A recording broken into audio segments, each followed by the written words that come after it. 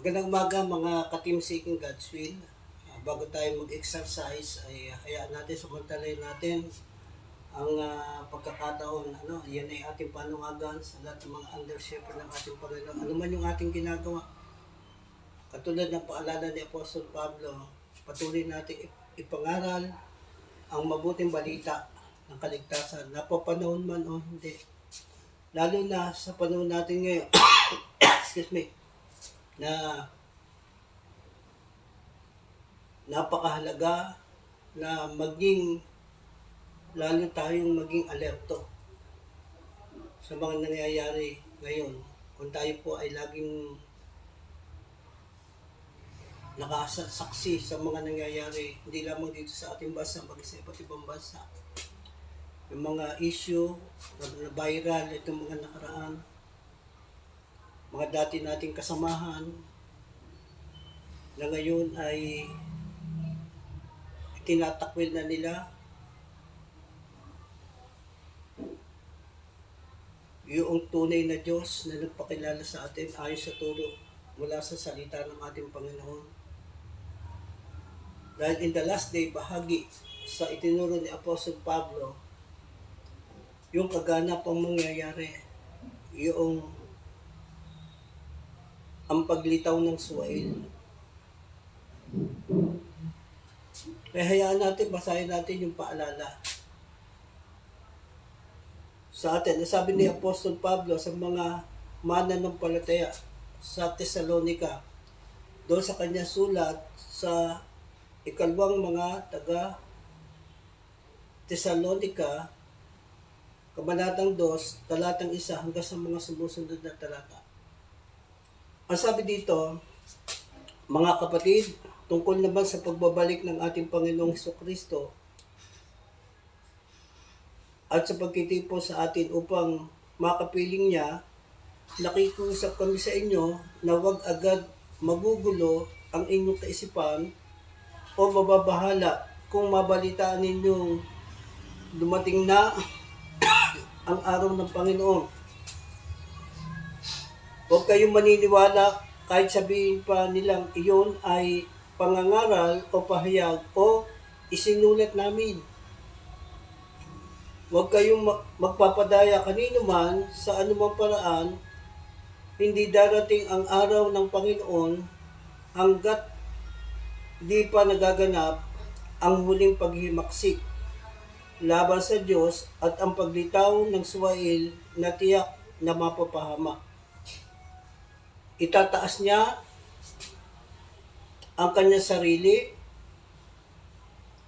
at kakalabanin ang lahat ng kinikilalang Diyos at sinasamba ng mga tao. Uupo siya sa templo ng Diyos o magpapakilalang siya ang Diyos. Hindi ba ninyo natatandaan, sinabi ko na ito sa inyo nang ako'y kasama pa ninyo. Hindi pa nga lamang nangyayari ito, verse 6, dahil may pumipigil pa at alam ninyo kung ano iyon, lilitaw ang suwail pagdating ng takdang panahon.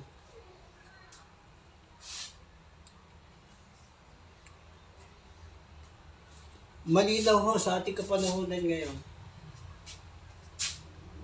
Nakikita na natin yung mga tao na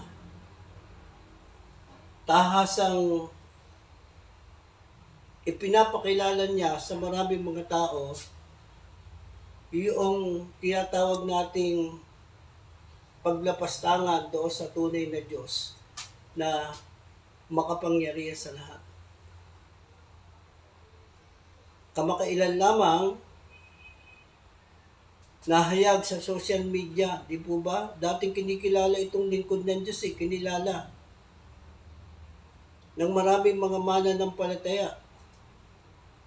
Ngayon, yung deklarasyon sa iba't ibang mga bansa, ito nga po yung mangyayari, paglitaw ng suwail. Ang ibig sabihin ng suwail, ito yung mga against sa Diyos. Mga taong salungat doon sa itinuturo mula doon sa katotohanan ng salita ng ating Panginoon sa panahon ngayon na ini-expose na ng Panginoon yung lahat ng uri ng kasinungalingan at katusuhan ni Satanas.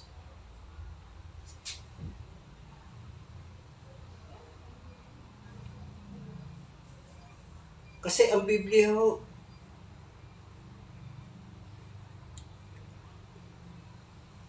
nagpapatunay na yung salita ng Diyos ay totoo. Pinatunayan mula sa katotohanan ng salita ng ating Panginoon, almost 90% na yung nagaganap. Ang inihintay na lang natin yung katapusan ng mundo, yung mga mangyayari sa huling panahon. At kabilang dito yung paglitaw ng Suwail. Kabilang dito yung sinabi mismo ng ating Panginoon, in the last day, false prophet, yung mga false teacher, mangyayari ito. Baka kasama pa nga ho natin itong mga ito eh.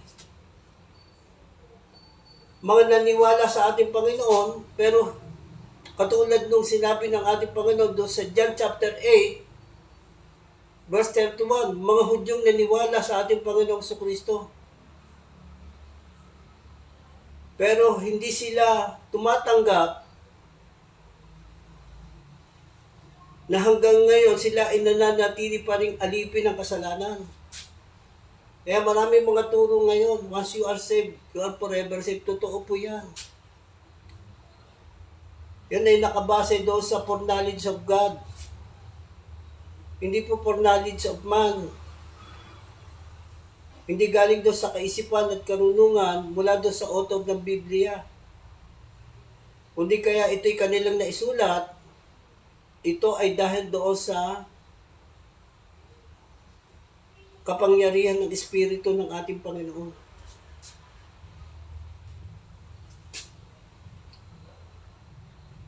Kaya be alert. Mga kapwa ko mananampalataya, huwag ko tayong magsasawa sa patuloy na ginagawa natin ng pangangaral mula sa salita ng katotohanan. Ipangaral natin yung good news. Pag sinabing good news, ito ay walang kinalaman doon sa itinuturo ng mga religious leader. Pag sinabing good news, ito ay may kinalaman lamang sa ating Panginoon. Yung ating pananampalataya ngayon na ating natutunan, ito yung aral na natutunan natin. Mula sa aral patungkol sa ating Panginoong Kristo. Yan po yung faith natin. Kaya make sure na yung ating pananampalataya nakasalig daw sa pundasyong bato. Alam nyo kaya may pumipigil pa.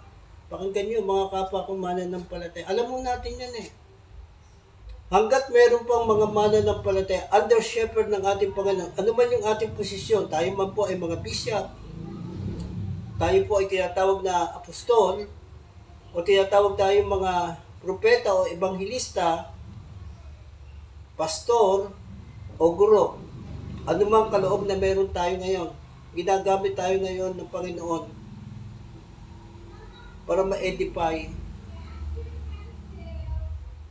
mapalakas yung body of Christ. Stand or pray to the Lord intentionally.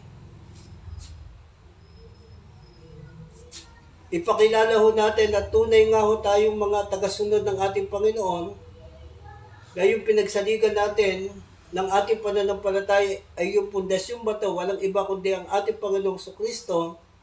Kaya sinabi ng ating Panginoon, ang bawat nakikinig at nagsasagawa ng mga salita kong ito ay matutunan sa isang taong matalino na nagtayo ng kanyang bahay, ang pinagtayuan ay pundasyong bato. Umulan ng malakas, bumaha at binayo ng malakas na hangin ng bahay na iyon, ito'y hindi nagiba kasi ang pinagtayuan, pundasyong bato.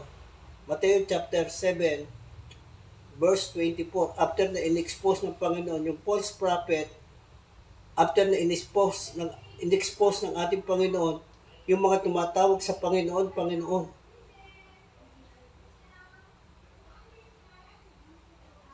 pero hindi naman sumusunod doon sa kalooban ng ating amang nasa langit, doon sa salita ng Diyos. Maaari meron tayong kaloob ng banal na espiritu na taglay-taglay natin ngayon. Ginagamit tayo sa pagtuturo, sa pangangaral, sa salita ng Panginoon. Nagpapagaling tayo ng may sakit. Nakakagawa tayo ng himala in the name of Jesus. Pero yung uri ng pamumuhay natin ay salungat doon sa kalooban ng ating Panginoon. In-expose siya ng ating Panginoon. Kaya sinabi ng ating Panginoon, ang bawat nakikinig at nagsasagawa ng mga salita kong ito ay matutulad sa isang taong matalino na nagtayo ng kanyang bahay ang pinagtayo at pundasyong bato. Sino po yung pundasyong bato? Ayon kay Pedro. Na sinabi ni Apostol Luke do sa Gawa, Kabanatang 4, talatang 10,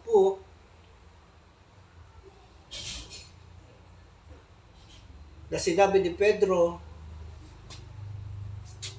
na yung nagpagaling doon sa lumpong mula pa ng pagkabata ay hindi sila kundi si Jesus Christ. Si Apostle Pedro nag-testify sa kanyang mga kababayan ng ating Panginoong Jesucristo na ipinako nila sa cross. Siya yung batong pundasyon na itinakwil ng mga tagapagtayo ng bahay. Kaya sa atin ng mga mananampalataya, as a master builder ng ating Panginoon, the only foundation o ang tanging pundasyon na dapat pagsaligan ng tao, na dapat itinuturo natin sa ating mga kanib, ay walang iba kundi si Jesus Christ. Panawagan sa aking kapwa mga lingkod ng Diyos,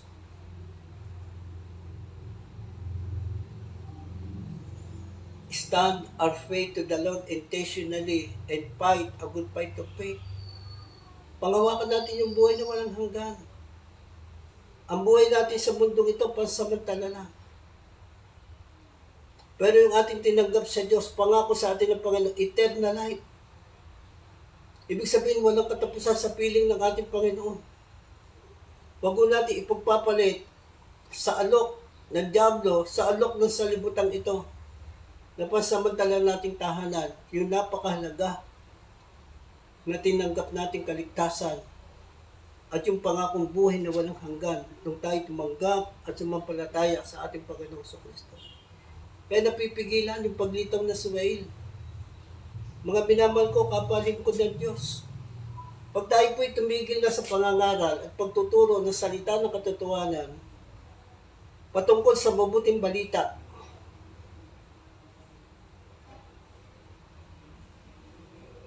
tungkol sa ating Panginoong Jesucristo, siya yung salita.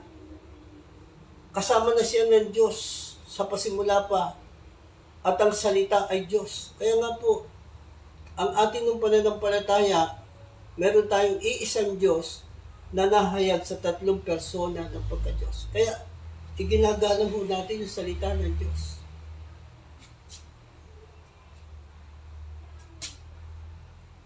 Huwag ko tayong manghihinawa. Ano man yung ating ginagawa? Samantalahin mo natin ang bawat pagkakataon. Ipakilala natin kung sino ang ating Panginoon. Yung ginawa ng ating Panginoong Jesucristo, may 2,000 taon na nakakaraan doon sa cross. Napakahalaga po yung banal na espiritu na iniwan sa atin ng Panginoon. Upang ipagpatuloy natin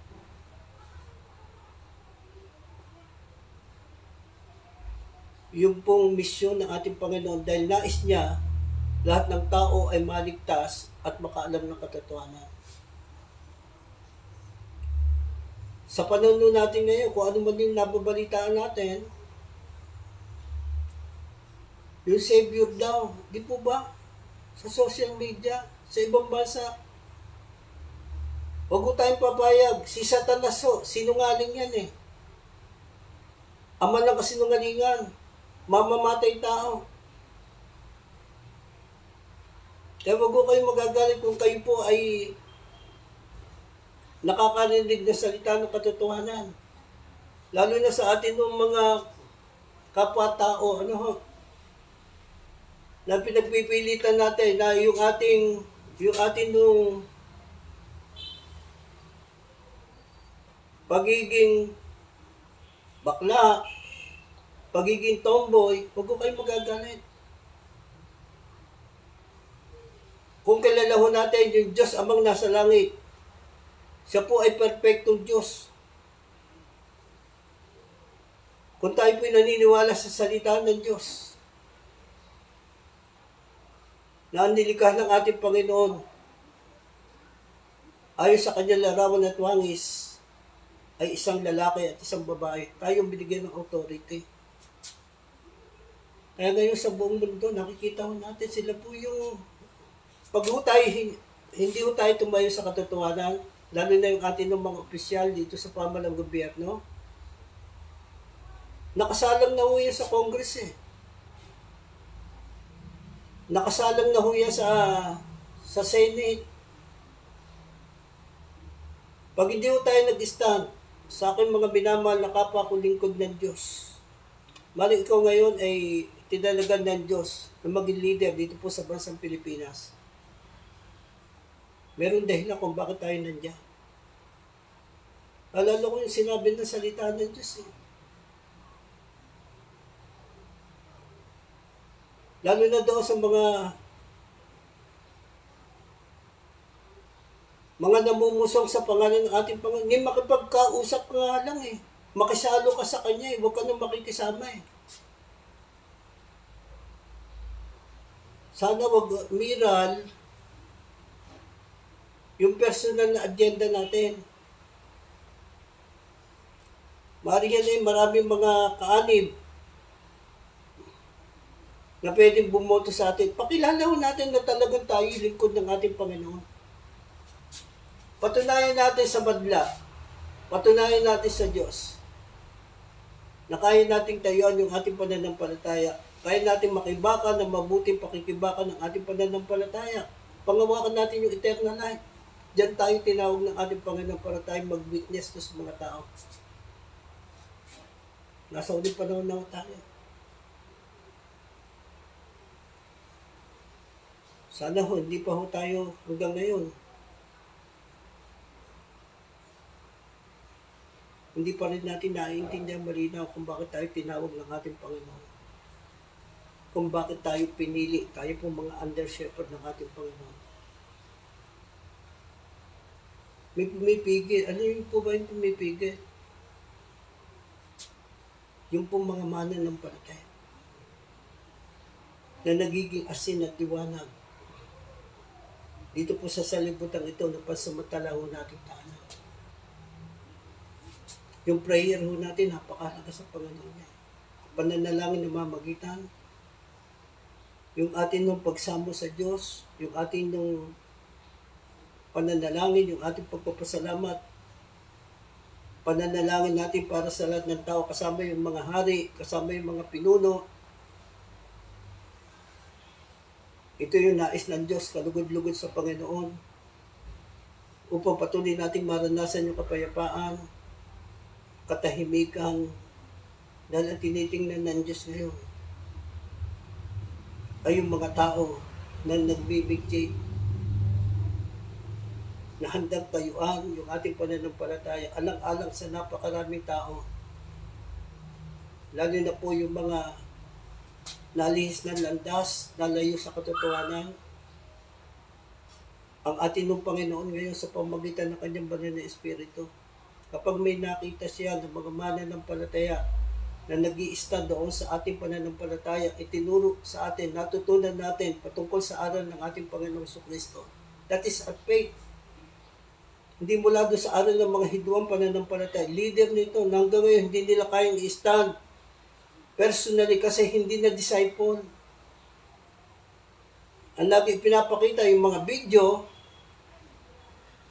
na kanilang mga leader, na kanilang katuruan naman ay may bias.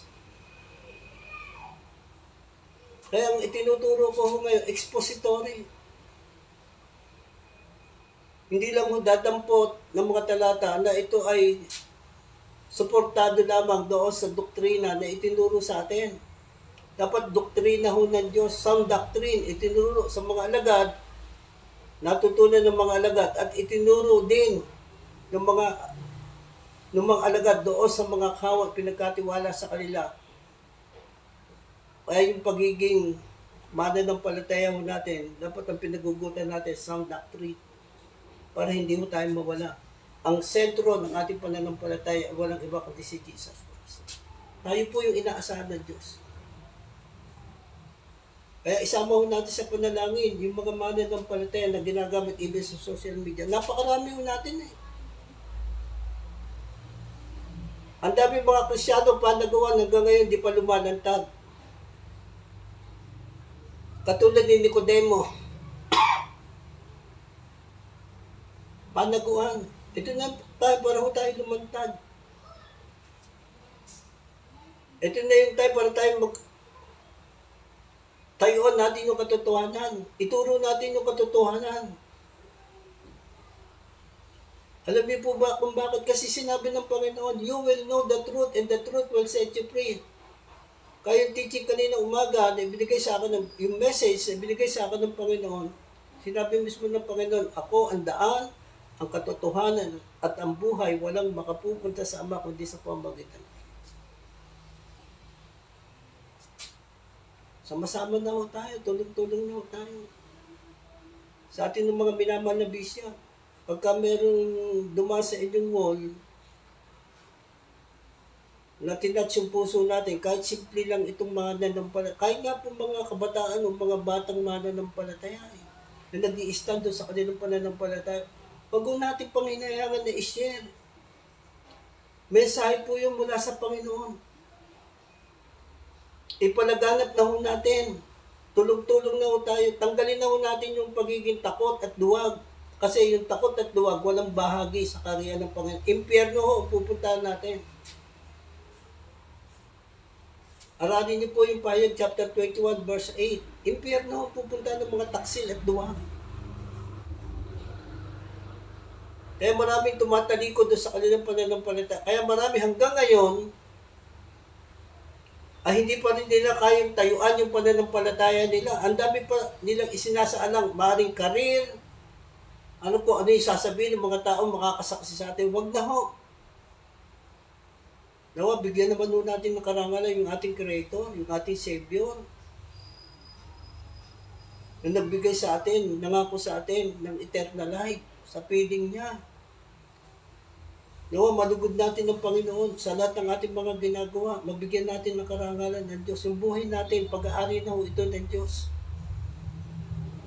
Gamitin natin ito, itong templong ito, na pinananahanan ng Espiritu ng ating Panginoon, gamitin natin ito para sa ikaluluwalhati at ikalulugod ng ating Panginoon.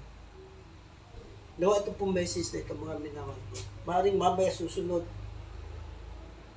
Hamon po ito sa aking kapwa lingkod na, if the Spirit of the Lord is in us, gagabayan tayo, tuturuan tayo sa katotohanan, ipapaalala sa atin yung hiwaga mula sa katotohanan ng salita niya. Yan po yung tungkulin ng Banal na Espiritu. Bago tayo matakot, God is with us. Magkaroon tayo ng kagalakan kasi alam mo natin, malapit na ho yung pagdating ng Panginoon. I-ready ho natin yung iglesia na tinubos ng dugo ng ating Panginoon. Maging handa. Manatiling tapat doon sa pananampalataya na natutunan natin mula sa aral patungkol sa ating Panginoong Kristo. Maraming po salamat at ako po ay mag-exercise na medyo maulan no dito sa amin. Kusok-kusok ngayon yung ubo kasi init, ulan. Ako nga ho, inuubo din. Kaya pa sa esena kung medyo ako inuubo ngayon. At salamat, hindi po ito panghabang panahon.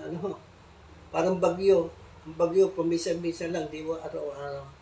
Ang pinakamainaw, meron tayong dakilang manggagamot, meron tayong provider, meron tayong source of life, walang iba kundi si Jesus Christ. Meron tayong Diyos na makapangyarihan sa lahat. Nakikita tayo ng Diyos. Saan man tayo naroon, iniisip pa lang natin, alam na ng Panginoon.